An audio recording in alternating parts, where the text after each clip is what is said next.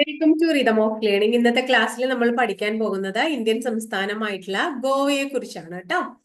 Goa 1987 May 30 നിലവിൽ വന്ന ഇന്ത്യയിലെ സംസ്ഥാനമാണ്. 1987 മെയ് 30 നിലവിൽ വന്ന ഇന്ത്യൻ സംസ്ഥാനമാണ് ഏത്? ഗോവ ട്ടോ. ഈ ഗോവ സഞ്ചാരികളുടെ പറുദീസ എന്നറിയപ്പെടുന്നു. വളരെ പ്രധാനമാണ്.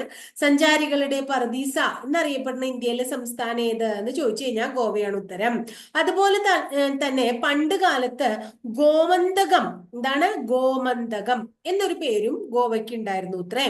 ഇനി നമുക്കറിയാം, യാത്രാ വിവരണ ഗ്രന്ഥങ്ങളൊക്കെ വളരെയധികം എഴുതിയിട്ടുള്ള വളരെ പ്രശസ്തനായിട്ടുള്ള ഒരു വ്യക്തിയാണ് ടോളമി. ആ ടോളമിയുടെ യാത്രാ വിവരണ ഗ്രന്ഥങ്ങളില് ഗോവയെ ഗൗബ എന്നാത്രേ വിളിക്കണേ. എന്താ വിളിക്കണേ? ഗൗബ. അപ്പൊ ടോളമിയുടെ യാത്രാവിവരണ ഗ്രന്ഥത്തിൽ ഗൗബ എന്നറിയപ്പെടുന്നു. പണ്ട് കാലത്ത് ഗോമന്തകം എന്നറിയപ്പെട്ടിരുന്നു. അതുപോലെ തന്നെ സഞ്ചാരികളുടെ പറുദീസ എന്നൊക്കെ അറിയപ്പെട്ടിരുന്ന സംസ്ഥാനമാണ് ഗോവ. ഈ ഗോവ ഇന്ത്യയിലെ 25ാമത്തെ സംസ്ഥാനമാണ്. അതുപോലെ തന്നെ ഇന്ത്യയിലെ ഏറ്റവും ചെറിയ സംസ്ഥാനമാണ്. ഇന്ത്യയിലെ 25ാമത്തെ സംസ്ഥാനമാണ്. അതുപോലെ ഇന്ത്യയിലെ ഏറ്റവും ചെറിയ സംസ്ഥാനമാണ്. ഗോവയുടെ തലസ്ഥാനം പനാജിയാണ്. എല്ലാവർക്കും അറിയാം, പലപ്പോഴും പരീക്ഷയ്ക്ക് ചോദിക്കാറുള്ള ചോദ്യം തന്നെയാണ്. ഗോവയുടെ തലസ്ഥാനം പനാജിയാണ്. എന്നാൽ ഗോവയുടെ നിയമ നിർമ്മാണ തലസ്ഥാനാണ് ചോദിക്കണേ വെച്ചാലോ, ഗോവയുടെ തലസ്ഥാനം എന്ന് ചോദിച്ചു കഴിഞ്ഞാൽ നമ്മൾ പറഞ്ഞു പനാജി പറയണം. നിയമ നിർമ്മാണ തലസ്ഥാനം എന്ന് ചോദിച്ചാൽ പോർവോറിം ആണ് ഉത്തരം. നിയമനിർമ്മാണ തലസ്ഥാനം ഏതാണ്? പോർവോറിം ആണ് ഉത്തരം. ഗോവയുടെ നിയമനിർമ്മാണ തലസ്ഥാനം പോർവോറിം. എന്നാ ഗോവയുടെ വാണിജ്യ തലസ്ഥാനം ചോദിച്ചു കഴിഞ്ഞാലോ, വാണിജ്യ തലസ്ഥാനം ചോദിച്ചു കഴിഞ്ഞാൽ മാർഗവോ. ഗോവയുടെ വാണിജ്യ തലസ്ഥാനം ചോദിച്ചു കഴിഞ്ഞാൽ മാർഗവോ ആണ് ആൻസർ. ഏതാണ്? മാർഗവോ ആണ് ഗോവയുടെ വാണിജ്യ തലസ്ഥാനം എന്ന് പറയുന്നത് കേട്ടോ. ഇനി ശതമാന അടിസ്ഥാനത്തിൽ നോക്കുമ്പോൾ ഏറ്റവും കൂടുതൽ നഗരവാസികൾ ഗോവയിലാത്രേ. ഇന്ത്യയിൽ ഏറ്റവും കൂടുതൽ ശതമാന അടിസ്ഥാനത്തില് നഗരവാസികൾ ഗോവയിലാണ്. അതുപോലെ തന്നെ നമുക്ക് എല്ലാവർക്കും അറിയുന്ന ഒരു ചോദ്യമാണ്, ഏറ്റവും കൂടുതൽ കാലം വിദേശ ആധിപത്യത്തിന്റെ കീഴിൽ ഉണ്ടായിരുന്ന ഇന്ത്യയിലെ പ്രദേശം ഏതാന്ന് ചോദിച്ചു കഴിഞ്ഞാൽ ഉത്തരം നമ്മൾ ഏതാ പറയേണ്ടത്? ഗോവയാണ് പറയേണ്ടത്. ഇനി അതുപോലെ ഏറ്റവും കൂടുതൽ പരീക്ഷകൾക്ക് ചോദിച്ചിട്ടുള്ള വേറൊരു ചോദ്യമാണ് ഇലക്ട്രോണിക് വോട്ടിംഗ് മെഷീൻ അല്ലെ, അത് ഉപയോഗിച്ച് എല്ലാ നിയമസഭാ മണ്ഡലങ്ങളിലും തെരഞ്ഞെടുപ്പ് നടത്തിയ സംസ്ഥാനവും ഗോവയാണ്. ഇലക്ട്രോണിക് വോട്ടിംഗ് മെഷീൻ ഉപയോഗിച്ചിട്ട് എല്ലാ നിയമസഭാ മണ്ഡലങ്ങളിലും തെരഞ്ഞെടുപ്പ് നടത്തിയ സംസ്ഥാനം ഗോവയാണ്. ഇനി ഗോവയിലെ വളരെ പ്രശസ്തമായിട്ടുള്ള ഒരു വിമാനത്താവളത്തിന്റെ പേരാണ് ദംബോളിം. ഏതാണ്? ദംബോളിം. അപ്പൊ ദംബോളിം വിമാനത്താവളം എവിടെയാണ്? ഗോവയിലാണ് കേട്ടോ. ഇനി അടുത്തത് ഗോവയില് നമുക്ക് അറിയുന്ന അല്ലെങ്കിൽ നമ്മളോട് ചോദിക്കുന്ന അടുത്ത വളരെ ഇമ്പോർട്ടന്റ് ആയിട്ടുള്ള ഒരു ചോദ്യം, ഏകീകൃത സിവിൽ കോഡ് നിലവിലുള്ള സംസ്ഥാനം. അപ്പൊ ഏകീകൃത സിവിൽ കോഡ് നിലവിലുള്ള സംസ്ഥാനം ഗോവ. പിന്നെ ഒരു തരം മോട്ടോർ സൈക്കിളും ടാക്സികളൊക്കെ പ്രചാരത്തിലുണ്ട് ഈ ഗോവയില്. ആ ഗോവയിൽ പ്രചാരത്തിലുള്ള മോട്ടോർ സൈക്കിളിന്റെയും ടാക്സിയുടെയും ഒക്കെ പേര് കേട്ടിട്ടുണ്ടോ നിങ്ങൾ? പൈലറ്റ്സ് എന്നാണ് പേര്. അപ്പൊ പൈലറ്റ്സ് എന്ന പേരുള്ള മോട്ടോർ സൈക്കിൾ അതുപോലെ തന്നെ ടാക്സി ഒക്കെ പ്രചാരത്തിലുള്ള സംസ്ഥാനമാണ് ഗോവ.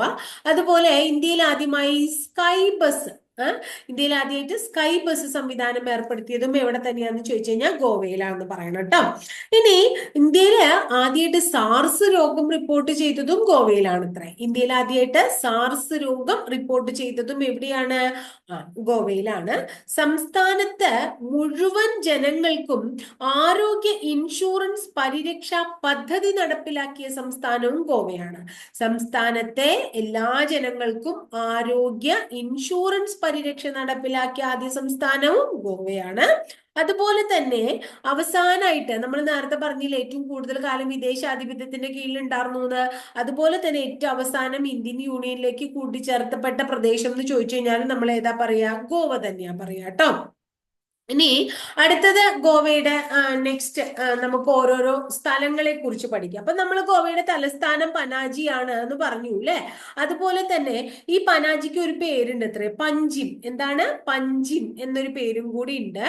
അന്താരാഷ്ട്ര ചലച്ചിത്രമേള, നമുക്ക് പനാജി എന്ന് പറയുമ്പോൾ ഗോവയുടെ തലസ്ഥാനം പോലെ തന്നെ ഓർമ്മ വരുന്നത് അന്താരാഷ്ട്ര ചലച്ചിത്രമേളയുടെ ഇന്ത്യയിലെ സ്ഥിരം വേദി ഗോവയിലെ പനാജിയാണ്. എല്ലാവർക്കും അറിയുന്ന ഒരു ചോദ്യം തന്നെയാണ്. അതുപോലെ തന്നെ പനാജി മണ്ടോവി എന്ന് പറയുന്ന ഒരു നദിയുണ്ട് ഗോവയില്, വളരെ പ്രസിദ്ധമായിട്ടുള്ള നദിയാണ്.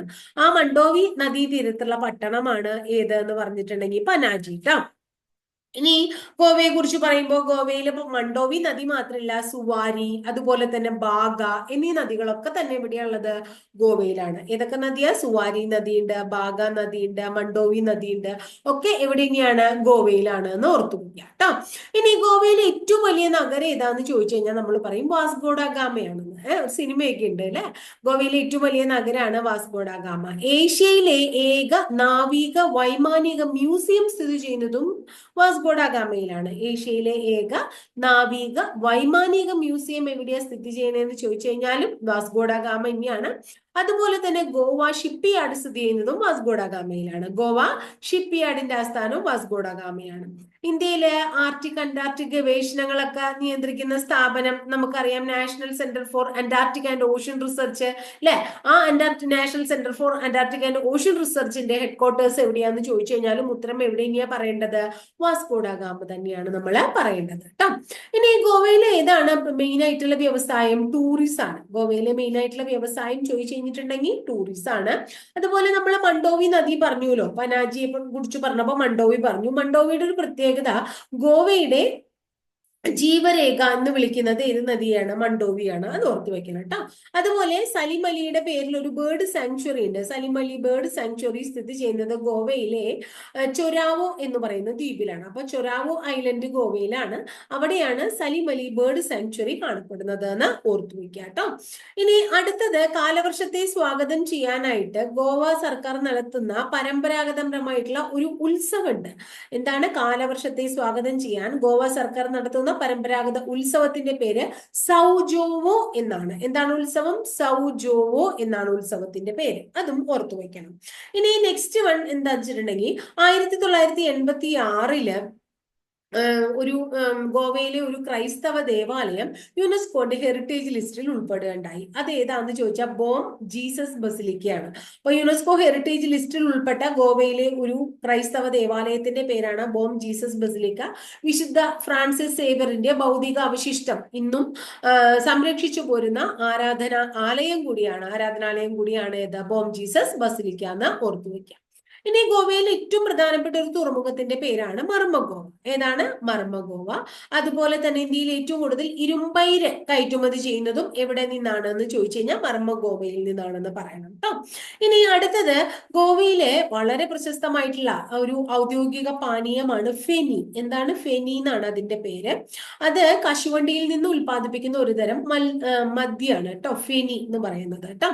ഇനി അപ്പോ ഫെനി മദ്യം എവിടെയാ ലഭിക്കണേന്ന് ചോദിച്ചു കഴിഞ്ഞിട്ടുണ്ടെങ്കിൽ ഗോവയിലാന്ന് മനസ്സിലാക്കാം.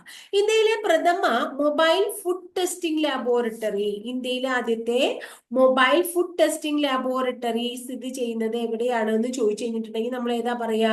ഗോവയിലാണ് എന്ന് പറയണം. അതും വളരെ പ്രധാനമാണ് എന്ന് ഓർത്തു വെക്കാം. ഇനി ഗോവയെ മഹാരാഷ്ട്രയിൽ നിന്ന് വേർതിരിക്കുന്ന നദി, നമ്മളിപ്പോ നേരത്തെ സുവാരി നദി, ബാഗ നദി, മണ്ഡോവി നദികളെ കുറിച്ചൊക്കെ പറഞ്ഞു. അതുപോലെ തെറേക്കോൾ എന്ന് പറയുന്ന ഒരു നദിയുണ്ട്. എന്താ നദിയുടെ പേര്? തെറേക്കോൾ. അത് ഗോവയെ മഹാരാഷ്ട്രയിൽ നിന്നും വേർതിരിക്കുന്ന നദിയാണ് കേട്ടോ. അത് ഓർക്കണം. ഇനി കോൾവ എന്ന് പറയുന്ന വളരെ പ്രശസ്തമായിട്ടുള്ള ഒരു ബീച്ച് ഉണ്ട് ഗോവയിൽ. എന്താ ബീച്ചിന്റെ പേര്? കോൾവ എന്നാണ്. അതിന്റെ പ്രത്യേകത ഗോവയിലെ ഏറ്റവും നീളം കൂടിയ ബീച്ചാണ്. ഗോവയിലെ ഏറ്റവും നീളം കൂടിയ ബീച്ചാണ്. അതുപോലെ INS മണ്ഡോവി കേട്ടിട്ടുണ്ടോ നിങ്ങൾ? INS മണ്ഡോവിയുടെ പ്രത്യേകത ഗോവയിലെ നാവിക പരിശീലന കേന്ദ്രമാണ്. ഏതാണ്? നാവിക പരിശീലന കേന്ദ്രം കേട്ടോ. അപ്പൊ നേരത്തെ നമ്മൾ പറയേണ്ടായി സലിം അലി ബേർഡ് സാങ്ച്വറി ഗോവയിലുണ്ടെന്ന്. ഇനി നമ്മൾ അന്റാർട്ടിക്കയിലെ എന്താ പറയുന്നത്, ദക്ഷിണ ഗംഗോത്രിയെ കുറിച്ചും അതിന്റെ പിൻകോഡിനെ കുറിച്ചൊക്കെ നമ്മൾ ഓൾറെഡി ക്ലാസ് ചെയ്തിട്ടുള്ളതാണ്. എന്നാലും ഒന്നും കൂടെ പറയാണ്. അന്റാർട്ടിക്കയിലെ ദക്ഷിണ ഗംഗോത്രിയുടെ പിൻകോഡിന് സമാനമായ പിൻകോഡുള്ള ഗോവയിലെ നഗരം ഏതാന്ന് ചോദിച്ചാൽ പനാജിയാണ്. പിൻകോഡ് ഏതാണ്?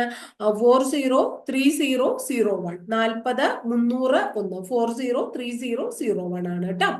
അതുപോലെ നമ്മള് ഗോവ വിമോചനം നമുക്കറിയാം. വിമോചനം നടന്നത്, പോർച്ചുഗീസുകാരനും സ്വതന്ത്രമായത് 1961 ഗോവ വിമോചന ദിനം എന്ന് പറയുന്നത് ഡിസംബർ 19 ആണ്. ഏതാണ്? ഡിസംബർ 19. അതിന് നടത്തിയ ഓപ്പറേഷനെ, സൈനിക നീക്കത്തെ നമ്മൾ ഓപ്പറേഷൻ വിജയ് എന്നാണ് വിളിക്കുന്നത്.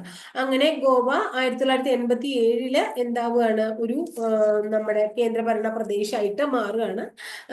എന്താണ് പിന്നെ ഗോവ കേന്ദ്രഭരണ പ്രദേശമായി തീരുന്നത് കേന്ദ്രഭരണ പ്രദേശമായിരുന്നത് 1987 വരെ കേന്ദ്രഭരണ പ്രദേശമായിരുന്നു. 61 ഗോവ വിമോചനമായിട്ട് 87 തൊട്ടാണ് ഗോവ ഒരു സംസ്ഥാനം എന്ന പദവിക്ക് ഗോവയ്ക്ക് കിട്ടുന്നത്.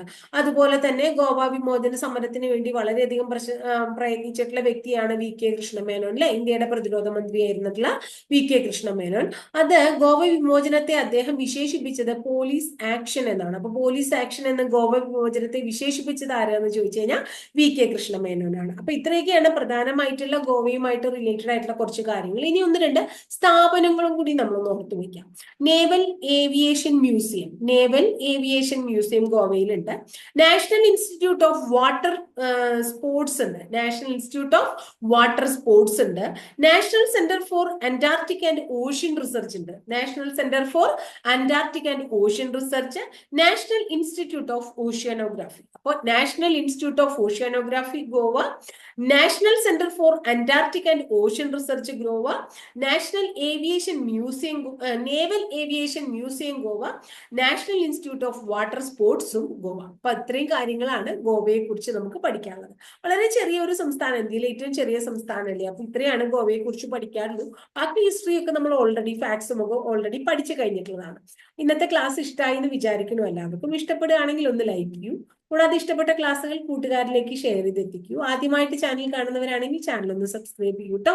അപ്പൊ അടുത്ത ദിവസം ഇതുപോലെ വളരെ നല്ലൊരു ടോപ്പിക്കുമായി നമുക്ക് വീണ്ടും കാണാം കേട്ടോ.